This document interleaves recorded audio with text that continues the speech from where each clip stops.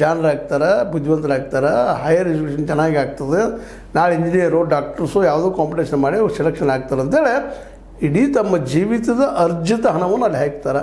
ಇನ್ನು ಬಡವರಂತಿ ಕಳ್ಸೋಕ್ಕೆ ಸಾಧ್ಯನೇ ಇಲ್ಲ. ಅವ್ರು ಹೊಟ್ಟೆ ತುಂಬೋದು ಕಷ್ಟದ. ಇವತ್ತು ನೀವು ಕೊಡು 5 ಕಿಲೋ ಅಕ್ಕಿ ಬ್ಯಾಳಿ ಮತ್ತೆ ಅದಕ್ಕೆ ಪಾಪ ಅವ್ರು ನಿಂತು ಬಿಟ್ಟಿದ್ದಾರೆ.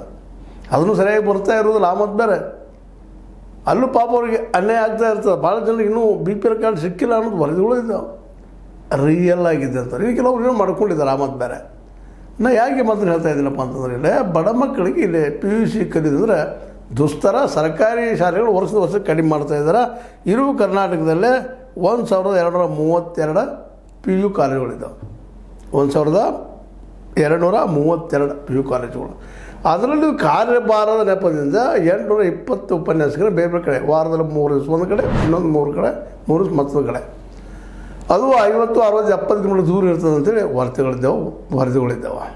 ಇದನ್ನೆಲ್ಲ ಗಮನಿಸಿದಾಗ ಮತ್ತು PUC ವಿಜ್ಞಾನ ಆಯಿತು, ಕಲೆ ಮತ್ತು ವಾಣಿಜ್ಯ ಇತ್ತೀಚೆಗೆ ಭಾಳಷ್ಟು ಕಡಿಮೆ ಆಗ್ತಾ ಇದ್ದಾರೆ. ಯಾಕಂದರೆ ಅದಕ್ಕೆ ಮಾರ್ಕೆಟ್ ಇಲ್ಲ, ನಾಳೆ ಭವಿಷ್ಯ ಇಲ್ಲ ಮಕ್ಕಳಿಗೆ.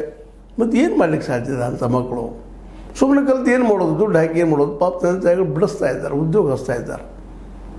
ಏನಿದ್ರು ಇವತ್ತು ಸೈನ್ಸ್ ಡಿಮಾಂಡ್ ಇದೆ. ಸೈನ್ಸ್ ಕಾಲೇಜ್ಗಳಿಲ್ಲ, ಸರ್ಕಾರಿ ಶಾಲೆಗಳು ಅವು ಬಂದ್ ಮಾಡ್ತಾ ಇದ್ದಾರೆ ಕಾಲೇಜ್ಗಳನ್ನು. ಹೇಳಿದ್ದಿಲ್ಲ ನಿಮಗೆ, ಟೀಚರ್ಗಳು ಕಡಿಮೆ ಹೆಚ್ಚಾಗಿದ್ದ ಅವ್ರು ಬೇರೆ ಬೇರೆ ಟ್ರಾನ್ಸ್ಫರ್ ಆಗ್ತಾ ಇದ್ದಾರೆ.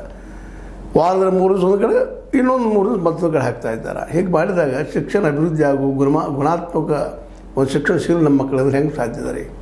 ಅದರಲ್ಲೂ ನೀಟ್ ಆಗಿರ್ಬೋದು, ಮತ್ತೊಂದು ಯಾವುದೋ ಎಕ್ಸಾಮ್